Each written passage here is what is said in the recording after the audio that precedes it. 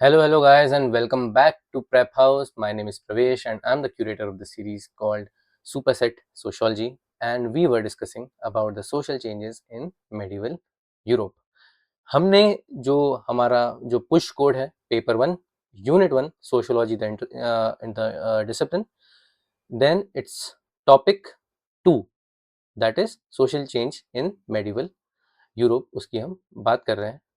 उसमें अभी तक जो है हम डार्क एजेस के बारे में बात कर चुके हैं कि किस तरह से 5th सेंचुरी से 15th सेंचुरी तक यूरोप जो है वो ग्रसित था due to a lot of things including the church, the feudalism as well as the superstition that surrounded the society. हमने ये सारी चीज़ें देखी। अभी हम बात करेंगे कि जब ये सब चीज़ों से दूर हटता है यूरोप, ट्रेड चालू होता है और ये इश्यूज क्रिएट होते हैं इतने सारे, ये सब तकलीफों की वजह से 1100 साल की जो लगभग मेंटल स्लेवरी है एक तरीके से, उस वजह से जो तकलीफें क्रिएट होती हैं, तो क्या क्या चेंजेस हमें देखने को मिलता है। एक नई उम्मीद जागती है यूरोप में, कुछ नए सपने जागते हैं, कुछ नई सोच जागती है यूरोप में, जिसे हम पुनः जागरण कहते हैं। पुनः जागरण in English that is the renaissance. Renaissance नहीं होता है, रेनेसा होता है। ठीक है, याद रखिएगा। तो हम उसकी बात करेंगे, but before that I would really like to ask you again for a subscription. अगर आप ये वीडियो पे आ गए हैं, गलती से भी आए हैं, तो प्लीज़ इसे देखिएगा पूरा, आपको काफ़ी मज़ा आएगा, आपको चीज़ें समझ में आएगी कि पुनः जागरण क्या था, रेनेसा क्या होता है और किस तरीके से ये सोशियोलॉजी को इम्पैक्ट करता है। अगर आप you are not studying for sociology, या आप एक सोशियोलॉजिस्ट नहीं है और somebody who doesn't want to get involve in ये सब बातें, then please suggest this video to someone who is. आपकी ये बात भी मेरे बहुत काम आएगी, तो प्लीज मैं बस यही आपसे गुजारिश करूंगा। So without any further ado हम बस शुरू करते हैं। ऑलराइट गाइस, आई होप आपने नोट्स डाउनलोड कर लिए होंगे। मैंने पिछले लेक्चर में ही अपलोड कर दिया था, आप प्लीज उसे डाउनलोड कर लीजिएगा। अभी हम जो यहाँ बात करने वाले हैं, हम बात करेंगे रेनेसा की। ठीक है, ये है आपका लेक्चर 1122। यार बहुत अच्छा नाम है, 1122। ओके, और ये हम डार्क एजेस की तो बात कर चुके हैं। ये हमारे फ्लो में जो है, जो हमारा फ्लो है from dark ages to modernity, उस पर दूसरे नंबर पे आता है। ऑलराइट गाइस, तो हम बात करते हैं रेनेसा की। टाइमिंग है इसका 14th सेंचुरी से 17th सेंचुरी तक। नए आइडियाज का इमर्जेंस ये 300 साल तक होता रहा, आते रहे नए आइडियाज धीरे धीरे, और चीजें जुड़ती गई। ऐसा नहीं है कि यही आइडिया है और इसके बाद कुछ और आया, इसके साथ साथ भी और सारी चीजें चलती रही, लेकिन ये एक मेन थीम है अभी, क्योंकि हम डिस्कस कर रहे हैं यहाँ पे। The term renaissance literally means rebirth और रीअवेकनिंग। पुनः जागरण, रीअवेकनिंग, ठीक है। It refers to the intellectual, cultural and artistic movement that began in Italy during the 14th century and gradually spread across Europe, marking the transition from medieval world to modern age. नई तरीके की जो है सोच, एक नई तरीके के आइडियाज, नई तरीके की क्रिएटिविटी डेवलप होना शुरू हुई, जो दब चुकी थी चर्च के प्रेशर के अंडर, इतने सालों से दबी हुई थी। लोगों ने इससे सोचा कि यार मेरी क्रिएटिविटी पे लगाम क्यों लगाई जा रही है, आपको क्या करना है, मैं अगर क्रिएटिव हूं तो।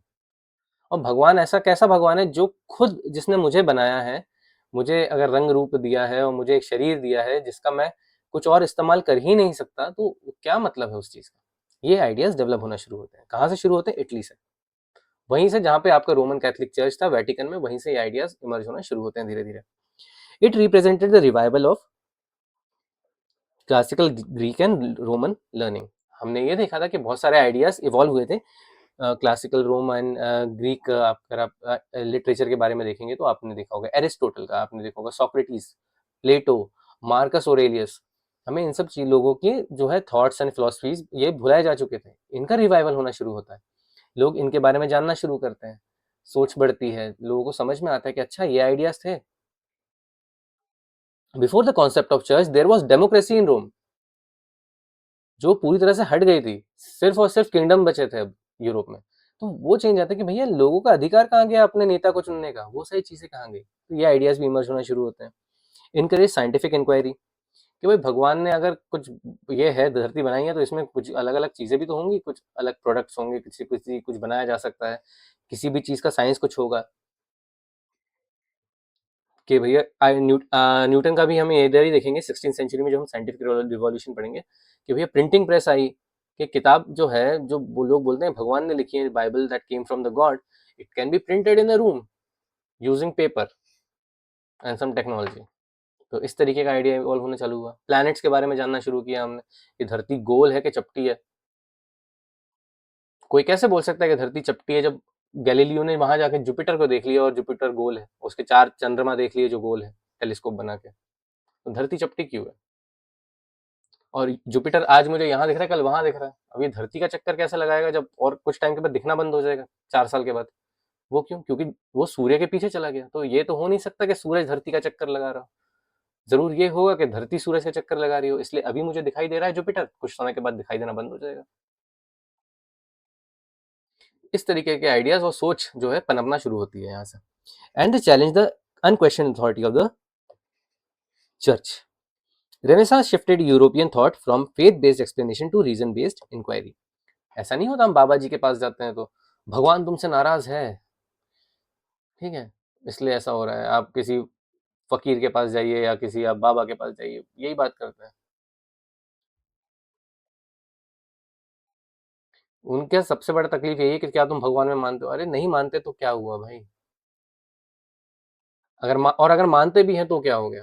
वो मेरी मर्जी है ना, तुम मनवा कैसे सकते हो? ये सवाल ये जब उठना शुरू होते हैं, लोग क्वेश्चन करने लगते हैं कि आपको ये अधिकार किसने दिया कि आप मुझे जज करें कि मैं क्या करता हूँ क्या नहीं करता। The renaissance shifted European thought from faith based explanation. Suppose there is an explanation कि एक कुछ बोल दिया कि भाई प्लेग, मान लीजिए एक गांव है, वहां प्लेग फैल गया, ब्लैक डेथ का हमने जैसे देखा, और गांव का गांव खत्म हो गया, 4-5 लोग बचे। तो चर्च वाले आएंगे, दे विल से कि तुम्हारे गांव में किसी ने बहुत बड़ा पाप किया था, कोई सेटन की पूजा कर रहा था मान लीजिए, ऐसा कुछ बोल देंगे, इसलिए तुम्हारे गांव के ऊपर ये श्राप आया है और इसलिए तुम्हारे गांव में ये सब लोग मर गए हैं। तो लोग बोलेंगे कि ऐसा कैसे हो सकता है, हम तो रोज चर्च जाते थे, आज तक कोई गलत काम नहीं किया, जो भी आपके डॉक्ट्रिन से उसको फॉलो किया, जो आपके फादर ने बोला उस चीज को फॉलो किया, कन्फेशन किया, इतना सब कुछ किया हमने, तब भी हमारे साथ ऐसा हो गया। तो लोग इस बात को सवाल करने लगे कि यार ऐसा थोड़ी होगा, कुछ और होगा इसका कारण। ये इवोल्यूशन आया आइडिया का। encouraging people to question authority and observe society objectively. Dark Ages questioned nothing and Renaissance questioned everything. Dark ages में हमें कुछ भी जो है समाज में बदलाव देखने को नहीं मिलता है, ऑल्दो इमरजेंस वहीं से शुरू होता है, वहाँ पे जब इतना फ्रस्ट्रेशन जब पाइल अप हो जाता है तब वहाँ से आइडिया शुरू होते हैं इमर्ज होना। पर रेनेसांस ने हर चीज़ पे सवाल किया, इंसान क्यों बना है, उसका क्या काम है, चर्च का क्या काम है, और अधिकार क्या होने चाहिए इंसानों के। अगर मैं एक मैं किसान हूँ, अगर मैं खेती करता हूँ और अगर एक राजा है जो राज कर रहा है, तो हम दोनों में इतना डिफरेंस क्यों है? मैंने ऐसा क्या गलत किया और उसने ऐसा क्या सही किया कि वो राजा और मैं किसान हूँ? क्या कारण है इसका? The renaissance was characterize by rebirth reawakening of classical knowledge. जो आइडियाज एरिस्टोटल और आपके सोक्रेटिस और जो रोमन और ग्रीक आइडियाज थे वो डेवलप होते हैं, वापस से रिवाइव होते हैं। Humanism emphasise on human potential and dignity. हर इंसान का एक आपका आत्मसम्मान होता है, उसकी रक्षा करना उसका खुद का काम है, लेकिन स्टेट का भी काम है वो। आप ऐसे नहीं छोड़ सकते, आप किसी के ऊपर कोई भी कुछ नहीं बोल सकते आप किसी को कि तुम चुड़ैल हो तुमको जला देंगे। क्यों? किसने अधिकार दिया आपको? आप पड़ताल करिए, कम से कम मुझे ये अधिकार तो दीजिए कि मैं अपनी बात रख सकूं आपके सामने। तो ये ह्यूमनिज्म का आइडिया आता है। रियलिज्म का आइडिया आता है observing life as it actually exist. मूर्तियां बनाने पे जो था रोक लगा दी गई थी, ठीक है। यूरोप के जो ये डार्क एजेस में कोई मूर्तियां वगैरह कुछ नहीं बना, बिल्कुल भी। रेनेसां में ये आइडिया वापस इमर्ज हो गया था कि भाई मूर्तियां बनाने से मेरी क्रिएटिव जो मेरा जो पाइल्ड अप है क्रिएटिविटी, उसको अगर मैं बाहर उभार के लेकर आता हूँ तो मैं एक पत्थर में भी जान फूक सकता हूँ। तो हमें डेविड की देखने को मिलता है कि डेविड का जो मूर्ति है वो बनी उस समय, ठीक है, ये हमें देखने को मिलता है। तो हमें ये सब पेंटिंग्स हमें देखने को मिलती है इस समय, बहुत सारी आर्टिस्टिक जो आपका राइस है आर्टिस्ट का, वो सब हमें देखने को मिलता है। Empiricism knowledge through the observation and experience. ऐसे ही नहीं मानेंगे, कोई कोई चीज़ अगर हमको मानना है तो हम उससे पहले तोलेंगे मोलेंगे, हम तोलेंगे कि भाई ये सही बात बैठ रही है, क्या ये चीज़ बार बार रिपीट होती है, इज इट पैटर्न।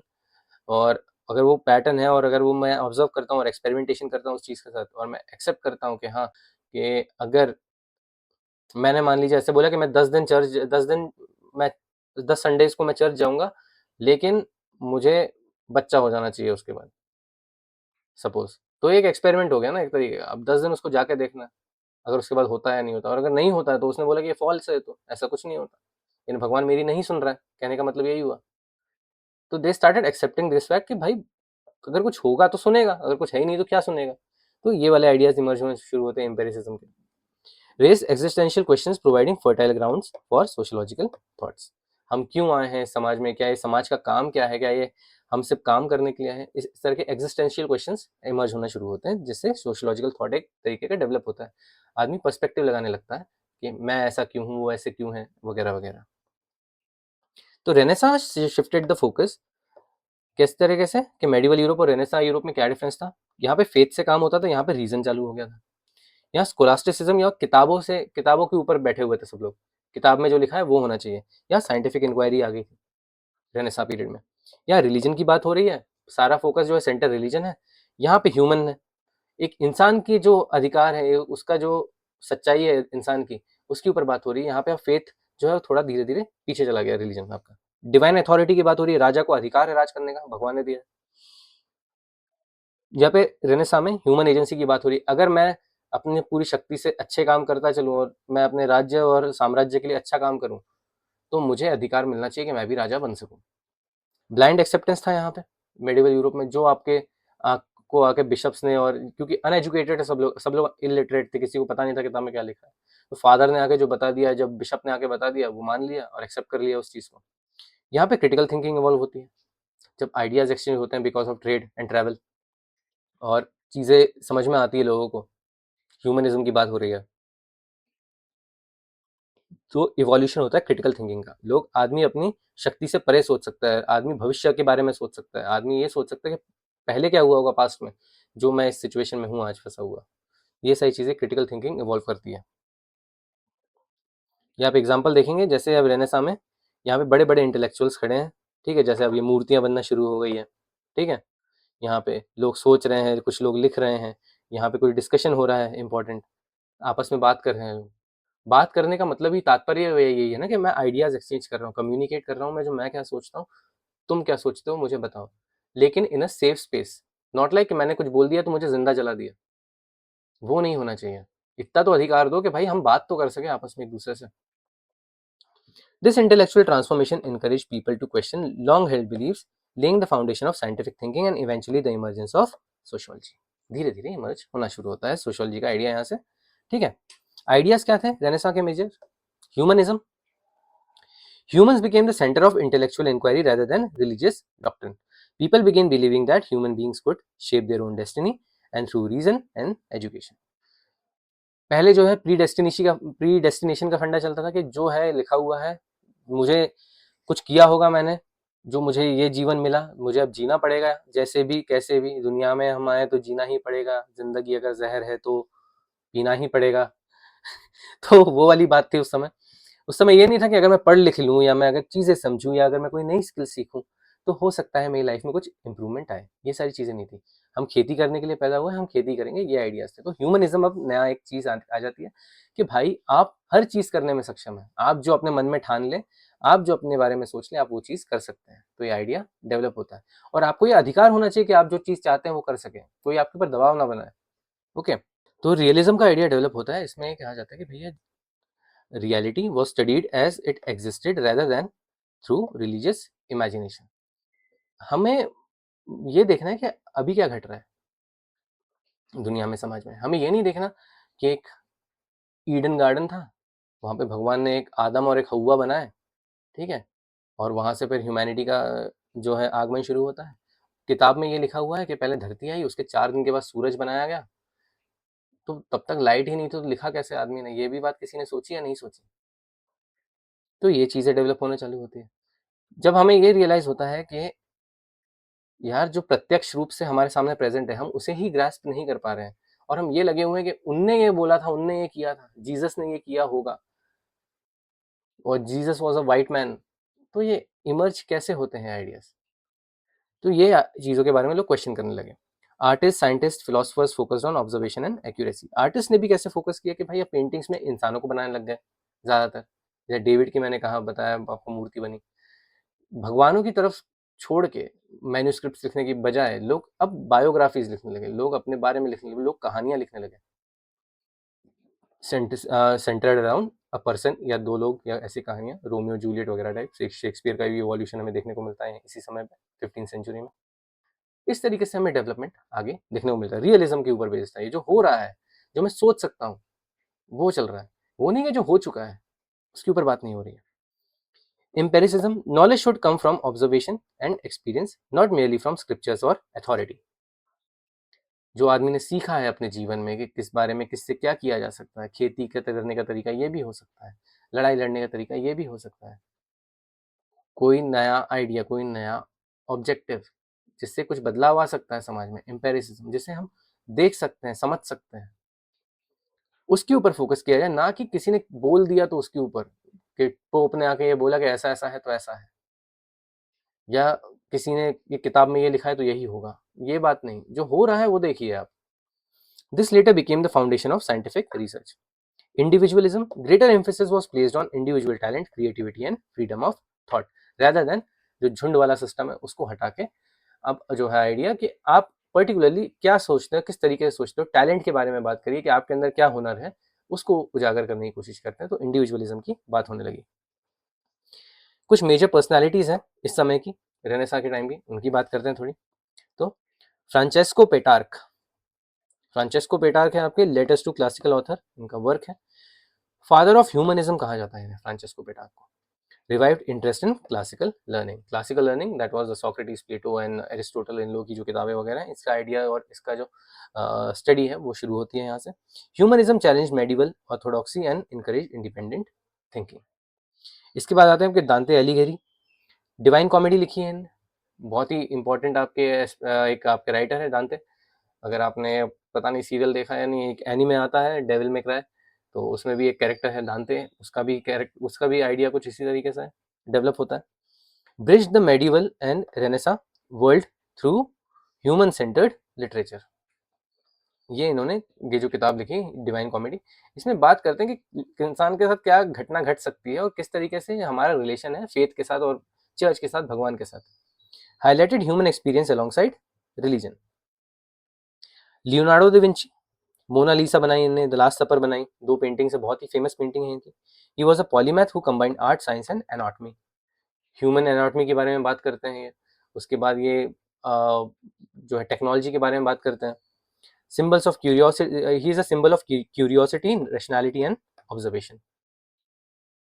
जागरूकता, जिज्ञासा, इसके बारे में भाई ये जो हमें देखने को मिलती है उस समय पे एक अच्छे लेवल पे, वो हमें लियोनार्डो दा विंची से हमें सीख सकते हैं। ठीक है। माइकल एंजेलो, डेविड बनाई इन्होंने, जो एक मैंने बताया था मूर्ति है वो। Sistine chapel ceiling, Sistine chapel में एक सीलिंग बनी हुई जिसमें अगर आपने देखा होगा कैसी एक बहुत फेमस आपकी पेंटिंग है, God is trying to do this and वहाँ पे एक इंसान बैठा है, he is trying to do this, ऐसा करके भगवान यानी उसे छूने की कोशिश कर रहा है और वो ऐसे करके बैठा हुआ है, तो दोनों आपस में एक दूसरे को टच करने की कोशिश कर रहे हैं, मैन एंड गॉड। तो वो एक पेंटिंग बनाई है इन्होंने। Celebrated human dignity and perfection through art, reflected humanistic spirit of the Renaissance, कि ह्यूमन सेंट्रिक है, हम डेविड की मूर्ति बनाएंगे, हम पेंटिंग बनाएंगे इस तरीके से, तो ये सारी चीजें देखने को मिलती है। रफेल आते हैं इसके बाद, स्कूल ऑफ एथेंस इनकी किताब है। Celebrated Greek philosophy and rational inquiry, revive classical intellectual traditions.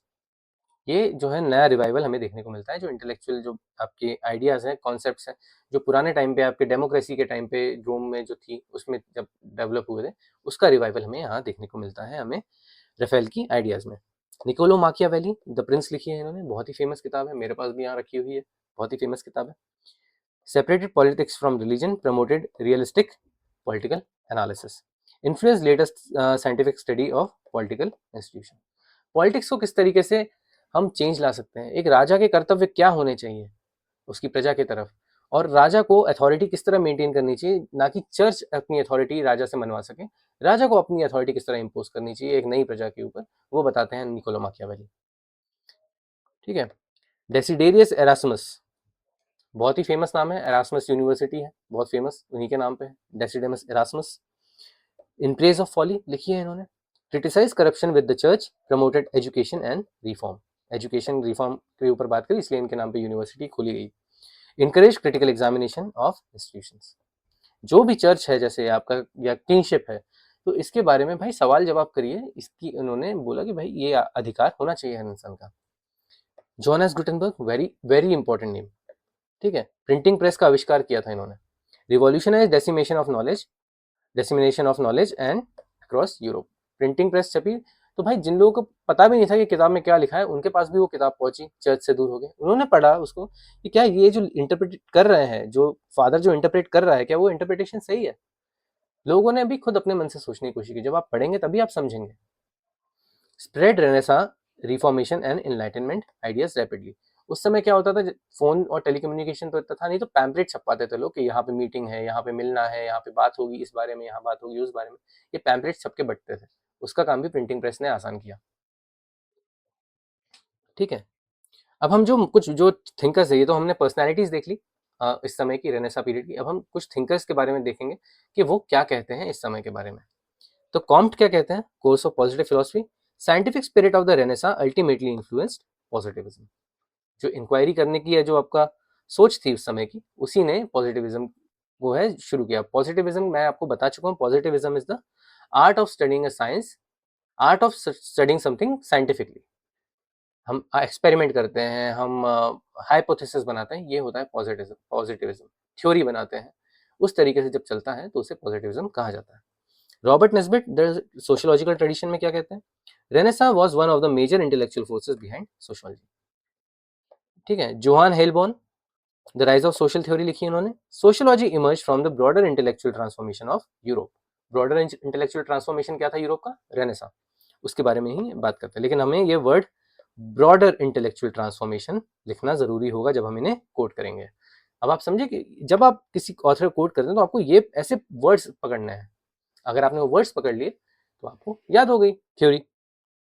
Peter Berger, invitation to sociology लिखी है इन्होंने।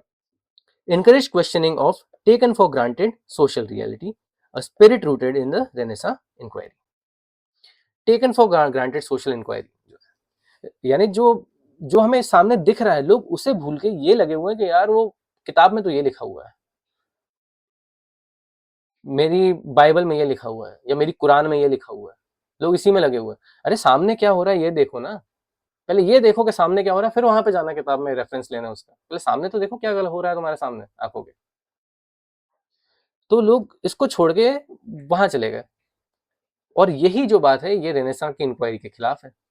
रेनेसा की इंक्वायरी, रेनेसा में ये है कि भाई मुझे इंक्वायर करना है कि मेरे सामने जो हो रहा है क्या वो मेरे लिए सही है, जो मेरे किताब में लिखा है वो मेरे लिए सही है। तो आदमी सोचना शुरू करता है, यही बात कर रहे हैं पीटर बर्जर यहाँ पे। एंथनी गिडन्स, इनकी किताब sociology, modern sociology owes much to the intellectual development beginning from with the Renaissance. Renaissance में जो डेवलपमेंट हुआ है उसमें से बहुत सारी चीजें वही हैं जो हम आज देखते हैं अपने समाज में, जिस तरीके से हम समाज को स्टडी करते हैं, गिडन्स ये कह रहे हैं। Historical example, revival of Greek and Roman literature, Florence as a centre of renaissance learning, ठीक है। ये लोग जो मोस्टली लोग थे, पेंटिंग वगैरह का बहुत अच्छा कल्चर डेवलप हो गया था फ्लोरेंस में। Development of universities, Erasmus university की बात करी मैंने। Growth of secular education, education that is separated from religious text. Religion की बात नहीं हो रही है यहाँ पे पढ़ाई में, यहाँ बात हो रही है नए आइडियाज की, साइंटिफिक टेम्परामेंट की, रियलिज्म की, कि आप ये समाज को, इस जो चीजें हैं इस दुनिया में उसको कैसे स्टडी कर सकते हैं without the purview of God. Okay. Spread of printed books after Gutenberg's printing press, ये भी एक बहुत इंपॉर्टेंट एस्पेक्ट था इस समय का। Contribution of the Renaissance to the emergence of sociology, क्या है, Renaissance laid the intellectual foundation for the sociology by promoting humanism, rational thinking, scientific temper, empirical observation, individualism, critical inquiry, freedom of thought। जब हम emergence of sociology पढ़ेंगे तब हम ये points deep में discuss करेंगे, ठीक है। These development prepared the ground for later movements such as scientific revolution, enlightenment, industrial revolution, which eventually led to the birth of sociology. The Renaissance did not directly give birth to sociology, rather it transformed the intellectual climate that made sociology possible. अब हम बात कर चुके हैं कि sociology is a critical science, it is a intellectual science कि आपको सोचना बहुत पड़ता है सोशियोलॉजी अप्लाई करने के लिए कहीं पे भी। वो थॉट प्रोसेस डेवलप नहीं हुआ था, लेकिन रेनेसांस ने ये मौका दिया कि आदमी अब नए आइडियाज लेकर आ सके, नई तरीके से सोच सके, अपने बारे में सोच सके और समाज के बारे में भी उसके साथ ही जान सके। ये मौका दिया आपको रेनेसांस ने। तो यहाँ से जो है एक क्लाइमेट तैयार होता है कि अब हम ये बात करने के लिए तैयार हैं कि अब जो हम चीज़ें देख रहे हैं प्रत्यक्ष रूप से अपनी आंखों के सामने, रियलिज्म का हम अगर बात करते हैं, अगर हम अपनी आंखों के सामने कोई चीज़ होते हुए देख रहे हैं, तो मैं कैसे गेज करूँ इसको, मैं कैसे समझूँ कि ये क्यों हो रहा है और इसके क्या कॉन्सिक्वेंसेस होंगे आगे, और क्या मैं साइंटिफिकली इसे अप्लाई कर सकता हूँ इस आइडिया को कहीं पे। इमैनुअल कांत क्या कहते हैं? सापरे ओदे। रेनेसांस सबसे अच्छा एक आइडिया देता है सापरे ओदे का। सापरे ओदे का मतलब होता है डेयर टू नो, ठीक है, जिज्ञासा करने की, यानी जानने की चेष्टा करना, हिम्मत करना कि मैं कुछ जानने का अधिकारी हूँ। Although associated with the Enlightenment, this slogan captures the spirit of intellectual independence that began during the Renaissance. Idea ये एनलाइटनमेंट का है, लेकिन यहाँ पे भी हम इसे अप्लाई कर सकते हैं। हमें क्या याद रखना है भैया? That renaissance change the way Europeans thought. किस तरीके से लोग सोचते हैं, यूरोपियंस किस तरह से सोचते थे, उसे बदला रेनेसांस ने। इंडस्ट्रियल रिवॉल्यूशन ने क्या बदला? काम करने का तरीका, the way of working changed. French revolution ने क्या बदला कि हमें किस तरीके से गवर्न किया जाएगा, अधिकार क्या मिलेंगे मुझे कि भैया मैं किस तरीके से, मुझे मेरे ऊपर कौन राज करेगा, मुझे कौन बताएगा क्या करना है, और मेरी क्या लायबिलिटीज है और मेरे क्या प्रिविलेजेस हैं, क्योंकि मैं यहाँ का नागरिक हूँ। ये फ्रेंच रिवॉल्यूशन हमें बताता है। और ये सब जो है ये कंडीशंस बनाते हैं सोशियोलॉजी के इमरजेंस की, जो हम आगे डिस्कस करेंगे नेक्स्ट टॉपिक में, जो कि हमारा रहेगा द साइंटिफिक रिवॉल्यूशन। ये हमारी नेक्स्ट हेडिंग है, इसके बारे में हम बात करेंगे। Alright guys, so with that I'll take a pause and I will start again with scientific revolution. I hope आपको लेक्चर पसंद आया होगा। छोटा ही है, समझने में आसान है, एग्जाम्पल्स भर भर के और ढेर सारे हैं। ध्यान रखिएगा, अच्छे से पढ़िएगा इसे और आराम से हो जाएगा। कुछ भी बहुत टफ नहीं है, ठीक है। बताना ज़रूरी है, इसलिए ही बताया जा रहा है। अगर बताया ज़रूरी नहीं होगा पेपर के हिसाब से, मैं वो कभी नहीं बताऊँगा। Alright guys, so with that I will take your leave, but before I will ask you to subscribe. Please subscribe, like as well as comment. अगर आपको अच्छा लगा होगा, बुरा लगा होगा तो बुरा भी बोल सकते हैं, कोई दिक्कत नहीं है, पर बताइए ज़रूर, ठीक है। I will see you in the next lecture.